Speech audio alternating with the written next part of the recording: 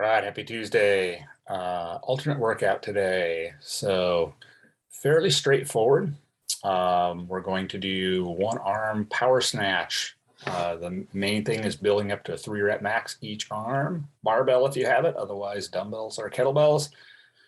And if your weights just don't fit a 3 rep max, you can pick whatever rep range. But basically we want to try to get a heavy, but not 1 RM either. So we'll warm up. And then we'll get into that. So downstairs office today. So we'll start off, we're going to go with some lunge type prep here. We're stiff from the split squats yesterday. This will be good. So we're kneeling, a little bit of a long lunge. I'm getting my hand down, elbow comes down to instep. So working with whatever range, and I'm actually trying to, I'm basically sliding my elbow or my forearm down my thigh. So we'll spend a little bit of time here, look for whatever corners are tightest. And then we can drop that knee to the outside a bit. So I'm coming onto the outside edge of my foot, letting that hip drop out into a hip stretch. 5 reps there. Then I'm going to take this free hand, I'm going to reach it through, and then I'm going to rotate and press away. I'm trying to get kind of long toward the ceiling. So I'm not just waving my arm up in the air. I'm pushing the floor away and reaching my fingertips to the sky.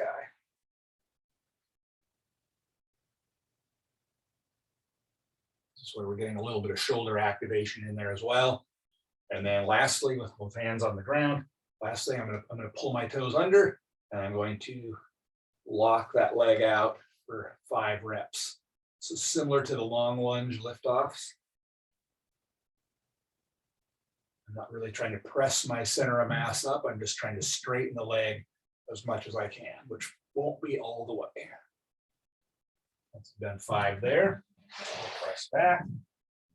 Bring that other side up, and then we're going to start that whole process over. Sliding elbow down the calf, the instep.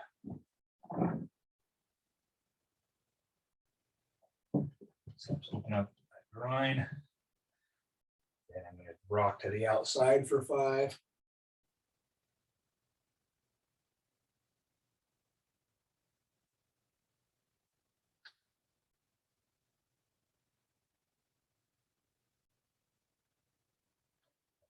Reach through.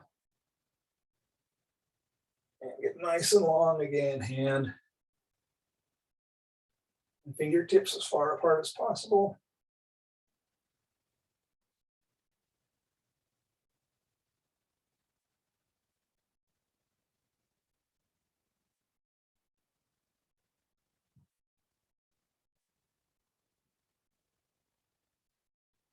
Then walking out that back leg.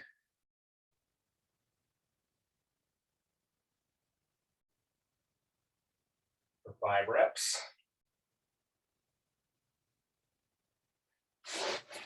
And we'll come into a Japanese sitting position. So feet together, heels together.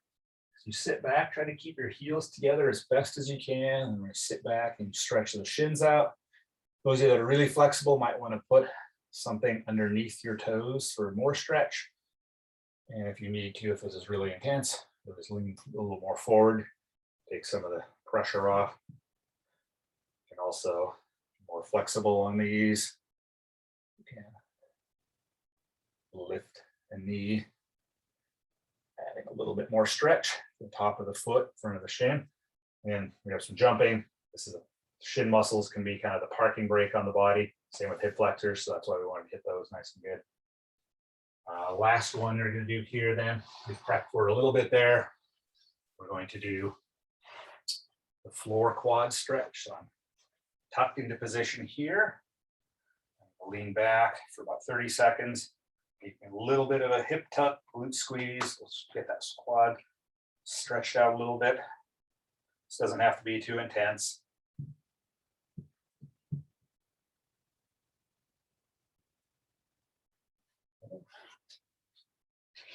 Switch around, other side. Note some points on setup here as I kind of get my thighs right next to each other. Lined up.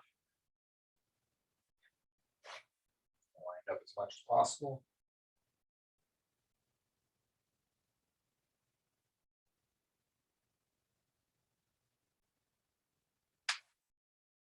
Right. And we'll finish with just a little bit of joint circles here.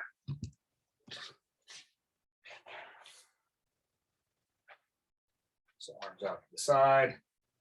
Work through that arm screw movement. We're moving the upper arm bones in the joint. Try to feel the upper arm actually rotating on the socket.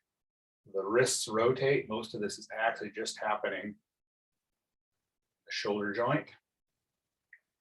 And then the neck for 2.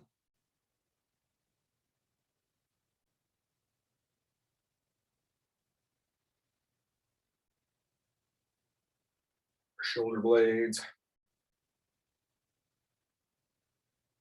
Few circles there. And ankles. 5 back and forth.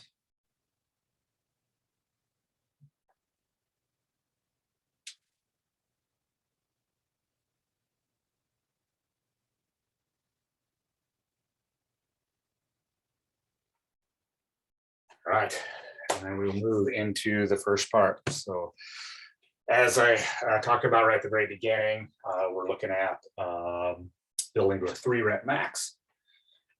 So if you've got a barbell, typically you're going to have the barbell. You find center of that thing and you're going to start from a hang on these. So if this was a barbell, and if I even had the clearance to do this here, I'm here, I'm hinging, exploding, and then I'm catching. And then I would stand all the way up from there, given the course that you have the room to do that. And now we're looking at a heavy 3, so then you have to deal with reps. It's totally fine to use your second hand to kind of guide it down. Just make sure you lock it all the way out each rep. And of course, you have to do on each side. If you've got a dumbbell or a kettlebell, we're basically the same. I would again deadlift it up. Start with as much dip as you need. And stand up. If you have big heavy dumbbells, you can pull from the floor on these. That's an option as well. Kettlebells will be more of a swing style. I don't actually have a kettlebell in there, but if you're using a kettlebell for this, I'm pretty sure you probably know the technique by now. You swing, explode, punch through, and catch. So take your time here. Work your way up. This is the, like I said, the kind of meat and potatoes. See if you have a left-right imbalance. I would start with the weaker arm if you know you have one. So do that, and then I'll see you for part B. Okay, part B. So power clean, it's a wave load. And so a couple options. This is the 3-2-1, 3-2-1 is definitely a barbell type of a version. I'll talk about the dumbbell version here in a moment.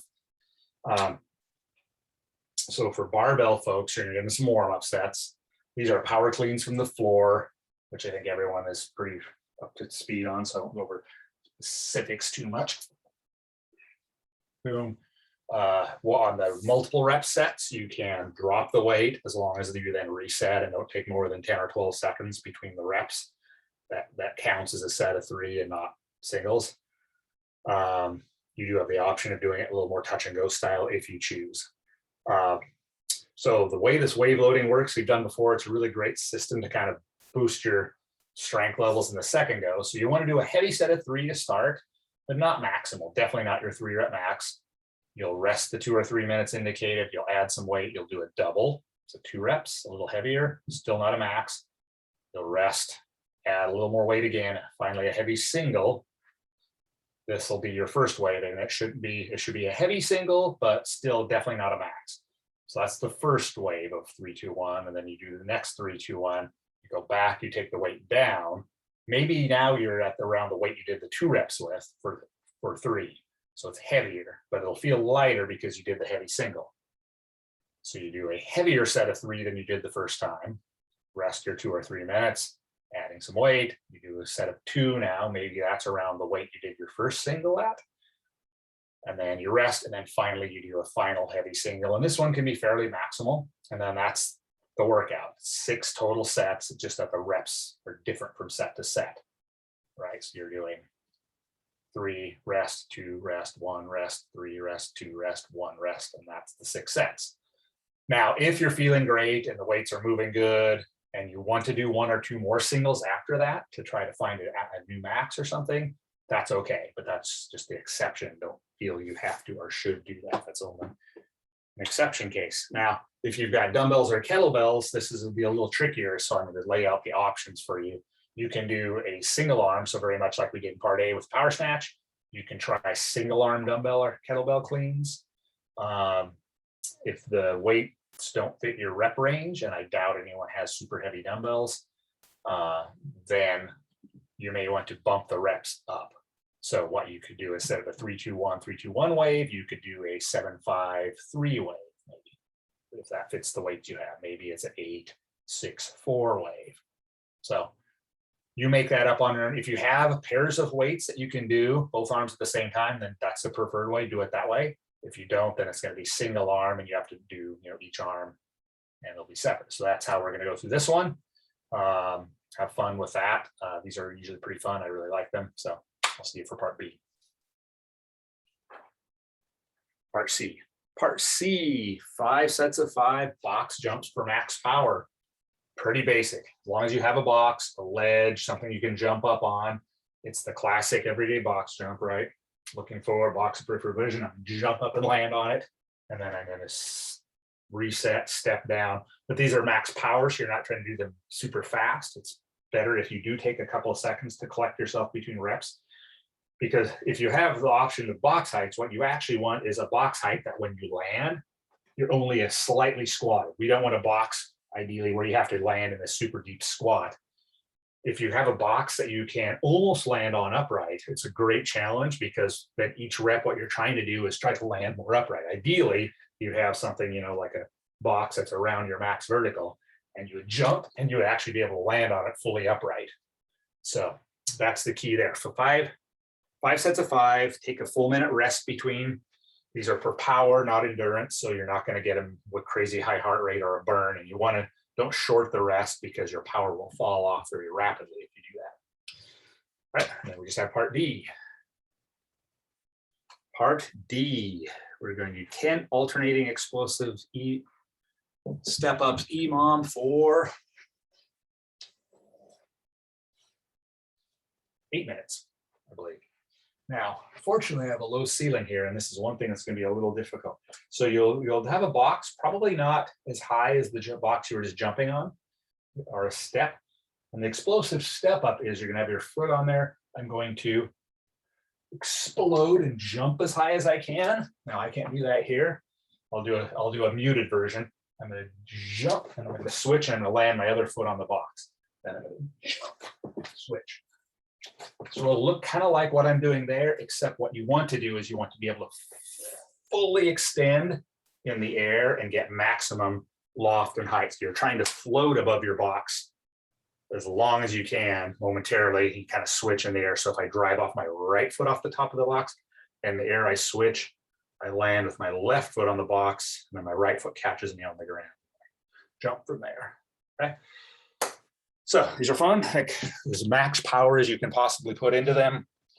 10 alternating, 5 per side, every minute on the minute, 8 minutes, and you are done for the day.